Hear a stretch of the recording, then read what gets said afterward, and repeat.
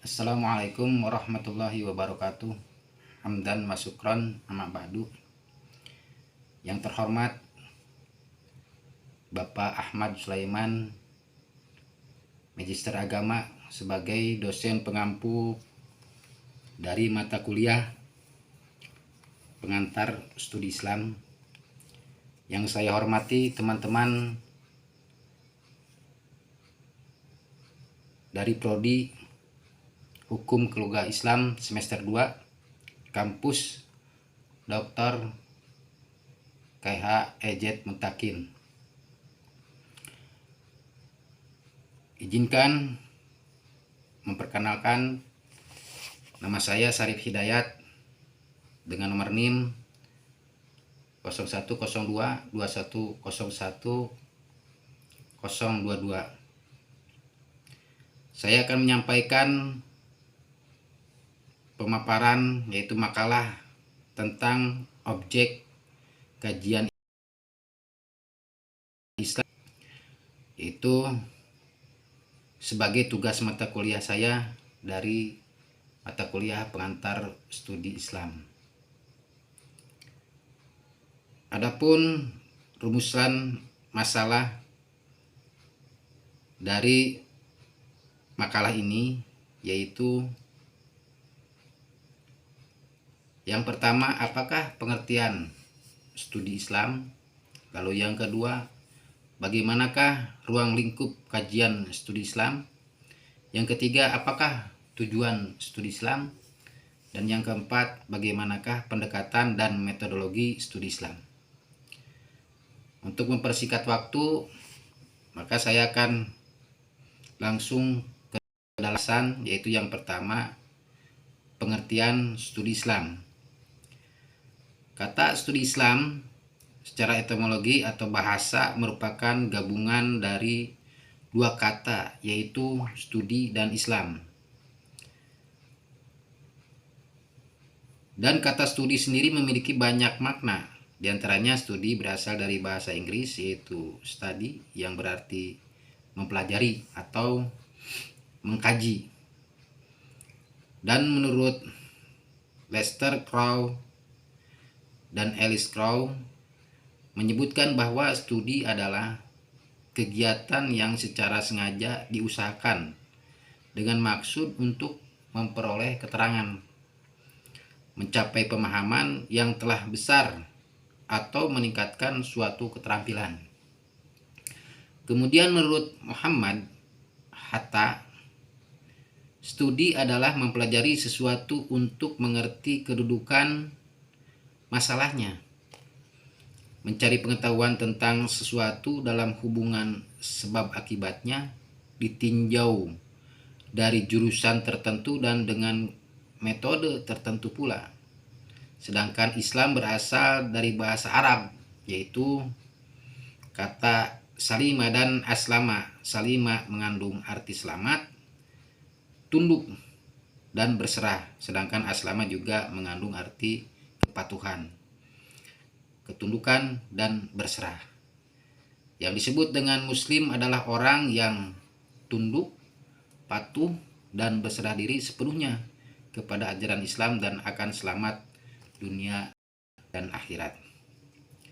Dan secara terminologi atau istilah kajian Islam atau di Barat terkenal dengan istilah Islamic Studies, yaitu usaha mendasar dan sistematis untuk mengetahui dan memahami serta membahas secara mendalam seluk-beluk yang berhubungan dengan agama Islam, baik ajaran-ajarannya maupun praktek-prakteknya, pelaksanaannya secara nyata dalam kehidupan sehari-hari sepanjang sejarah. Pengertian studi Islam menurut Muhammad Nur Hakim, kegunaan istilah studi Islam bertujuan untuk mengungkapkan beberapa maksud, yaitu yang pertama, studi Islam yang dikonotasikan dengan aktivitas-aktivitas, program-program pengkajian dan penelitian terhadap agama sebagai objeknya. Lalu yang kedua, studi Islam yang dikonotasikan dengan materi subjek, bidang, dan kurikulum atas semua kajian Islam. Lalu yang ketiga, studi Islam yang dikonotasikan dengan institusi pengkajian Islam, baik dilakukan secara formal seperti perguruan tinggi maupun yang non formal seperti forum-forum kajian dan halakoh. Lalu pembahasan selanjutnya yaitu ruang lingkup kajian studi Islam. Pada dasarnya pengkajian keislaman mengikuti pada wawasan dan keahlian para pengkajinya, sehingga terkesan nuansa kajian mengikuti selera pengkajinya. Secara material, ruang lingkup kajian Islam dalam tradisi Barat meliputi pembahasan mengenai ajaran, doktrin, pemikiran, teks, sejarah, dan institusi keislaman. Pada awalnya ketertarikan sarjana Barat terhadap pemikiran Islam lebih karena kebutuhan atas penguasaan daerah koloni. Mengingat daerah koloni pada umumnya adalah negara-negara yang banyak didomisili warga negara yang beragama Islam, sehingga mau tidak mau mereka harus paham tentang budaya lokal. Nah, kasus ini dapat dilihat pada perang Aceh Snaukhorst, sarjana Belanda itu telah mempelajari Islam terlebih dahulu sebelum diterjunkan di lokasi dengan asumsi ia telah memahami budaya dan peradaban masyarakat Aceh yang mayoritas beragama Islam.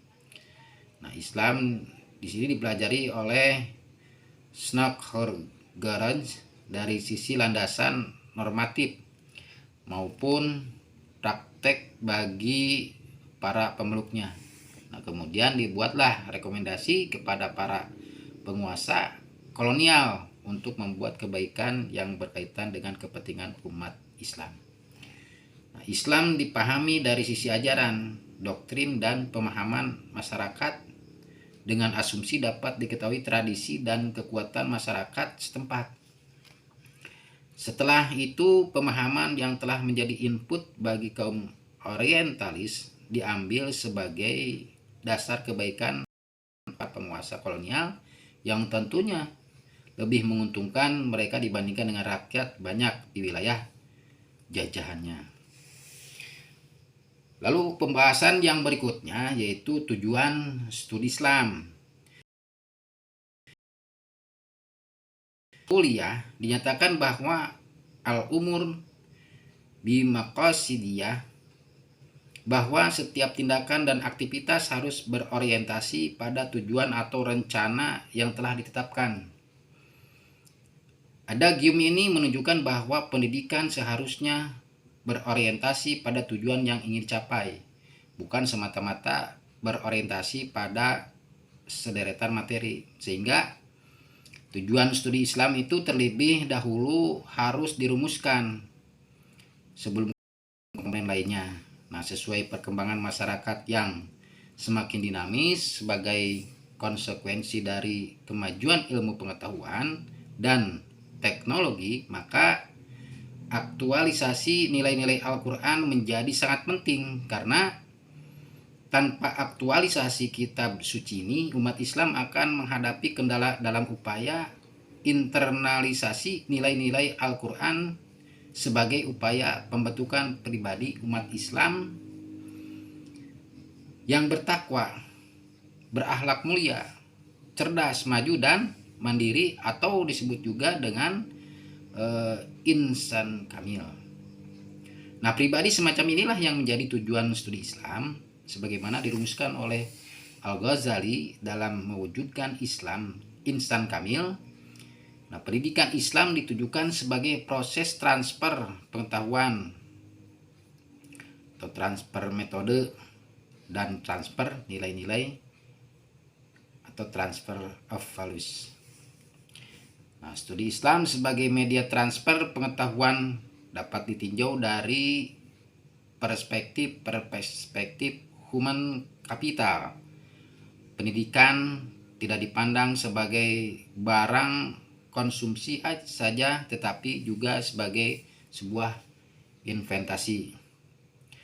Hasil investasi ini berupa tenaga kerja yang mempunyai pengetahuan untuk menerapkan pengetahuan dan keterampilannya dalam proses produksi dan pembangunan pada umumnya. Nah, secara normatif, tujuan yang ingin dicapai pendidikan Islam meliputi 3 dimensi, yaitu yang pertama dimensi spiritual, yaitu iman, takwa, dan akhlak mulia. Ini yang tercermin dalam ibadah dan muamalah. Nah, dimensi spiritual ini tersimpul dalam satu kata, yaitu akhlak mulia, yang menurut M. Atiyah al-Abrasi sebagai tujuan utama studi Islam.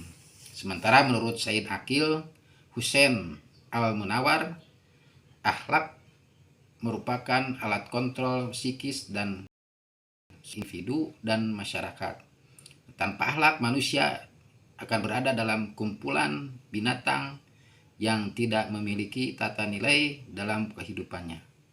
Rasulullah Shallallahu Alaihi Wasallam merupakan sumber akhlak yang hendaknya diteladani oleh orang mukmin, seperti tercermin dalam sabdanya, sesungguhnya aku diutus tidak lain untuk menyempurnakan akhlak yang mulia.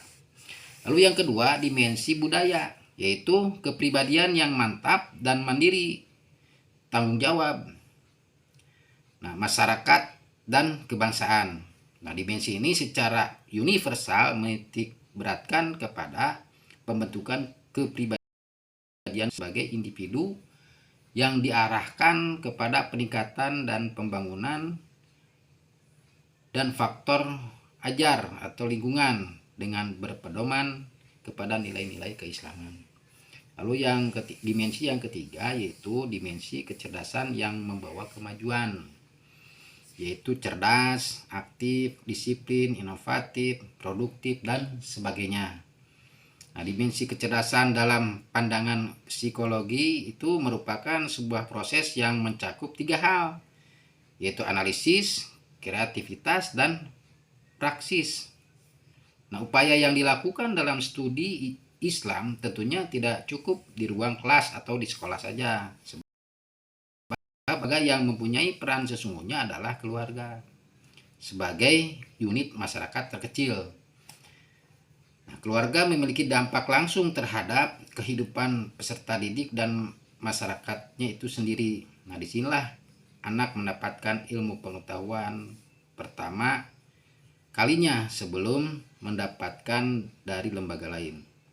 Studi Islam yaitu sebagai sebuah kajian secara sistematis terhadap Islam memiliki sebuah tujuan kegiatan apapun, apalagi studi Islam akan lebih mudah tercapai manakala ditetapkan tujuannya secara konkret.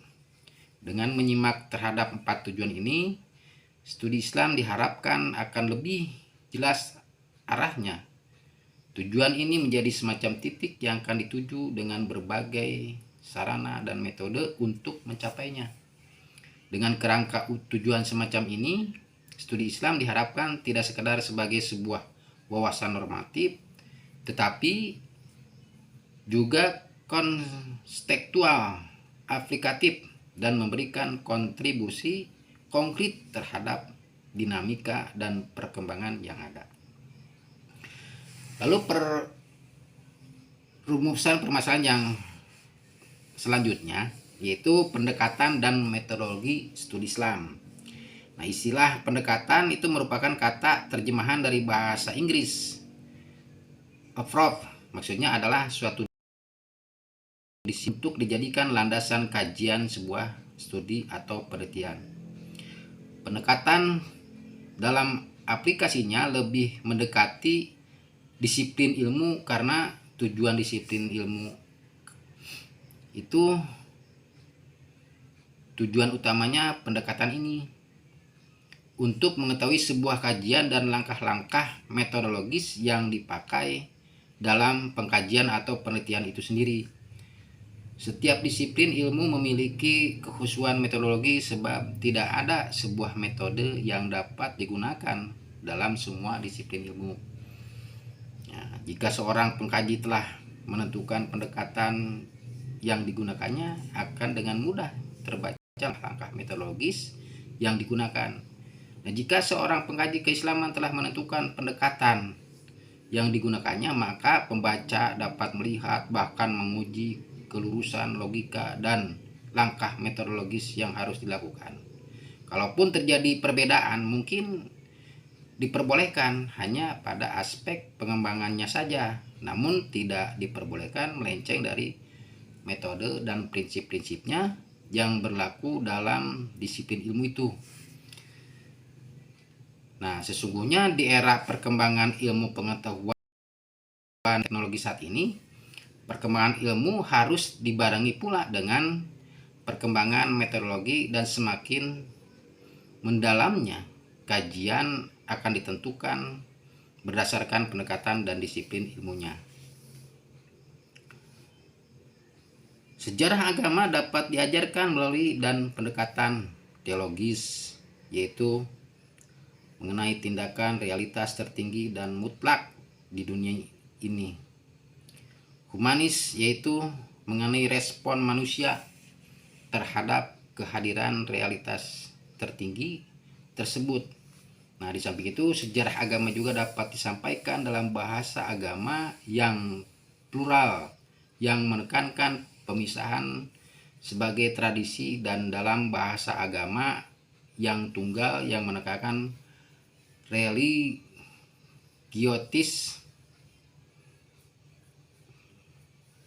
sebagai satu-satunya dimensi pengalaman manusia.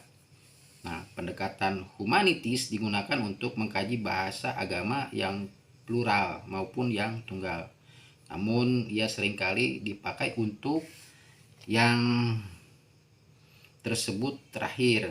Salah satu pendekatan humanitis adalah pendekatan antropologis yang dapat digunakan untuk mengkaji sejarah Islam oleh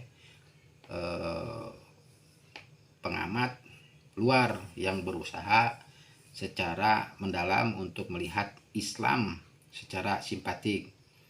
Berkaitan dengan penggunaan pendekatan, Waldman memberikan dua catatan penting, yaitu yang pertama, pemahaman manusia tentang tradisi agama, baik miliknya sendiri maupun milik orang lain, itu bersifat terbatas. Demikian pula kualitas pemahaman orang luar dan orang dalam adalah bertingkat-tingkat. Bahkan terkadang pemahaman orang luar lebih baik. Nah, kedua, keunikan sebuah tradisi hanya tampak jika agama adalah subjeknya, yakni hanya ketika tradisi yang ada diletakkan konteks keberagaman manusia. Nah, karena itu pendekatan humanitis tidak menolak pendekatan teologis, ia hanya menguranginya sehingga membuat pemahaman timbal balik. Nah, pendekatan ini, humanitis ini, bahwa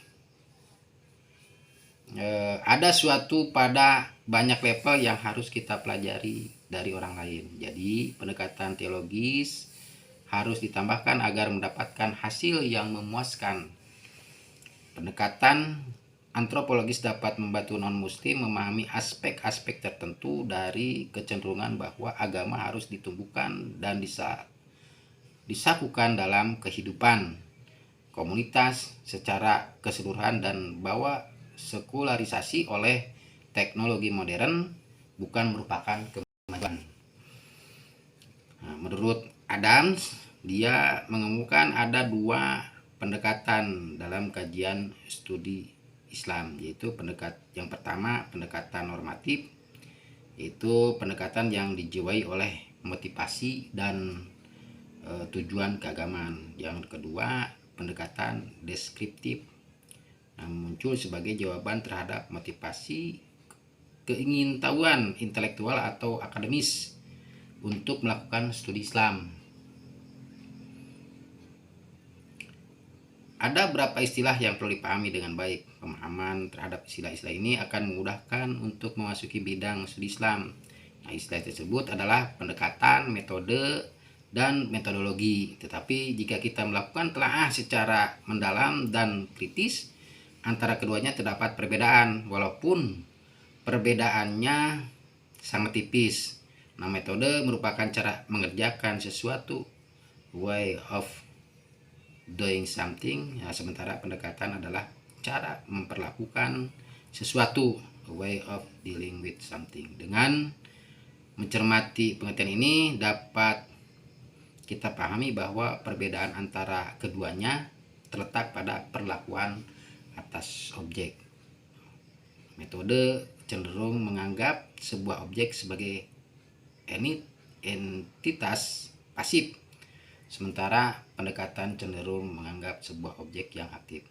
Nah, ketika seseorang akan memperlakukan sesuatu, misalnya saja kalau kuda sebagai objek yang aktif, maka ia berarti sedang melakukan pendekatan terhadap kuda. Sementara ketika ia memperlakukan perawatan terhadapnya, maka kuda dianggap sebagai benda pasif.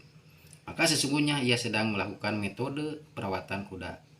Dalam konteks kajian Islam, ketika seseorang ingin mengkaji Islam dan menganggapnya sebagai entitas yang aktif dan dinamis, maka sesungguhnya ia sedang melakukan pendekatan atas Islam. Sementara metodologi berasal dari 3 kata Yunani, yaitu meta, hetodos, dan logos. Berarti menuju, melalui, dan mengikuti. Hetodos berarti jalan atau cara. Maka kata metodos atau metode berarti jalan atau cara yang harus dilalui untuk mencapai sesuatu. Nah, ketika kata metode digabung dengan kata logos, maka maknanya berubah. Logos berarti studi tentang atau teori tentang. Nah, metodologi disebut pula sebagai science of methods, yaitu ilmu yang membicarakan cara, jalan atau petunjuk praktis dalam penelitian. Sehingga metodologi penelitian membahas tentang konsep teoretik berbagai metode. Nah, itu yang saya sampaikan, makalah dari kelompok 8. Mudah-mudahan bermanfaat ya untuk kita semua. Mungkin bila mana ada kesalahan dari kata-kata saya sebagai pemapar dari makalah ini, mohon dimaafkan. Nah, untuk ada saran dan kritik, mungkin ya bisa menambahkan dari teman-teman, atau mungkin ada yang bertanya, nanti bertanya di kolom komentar. Dan insya Allah kalau bisa, demikian makalah yang saya sampaikan. Diakhiri dengan doa, Rabbana atina fid dunya hasanah wa fil akhirati hasanah wa qina adzabannar. Wassalamualaikum warahmatullahi wabarakatuh.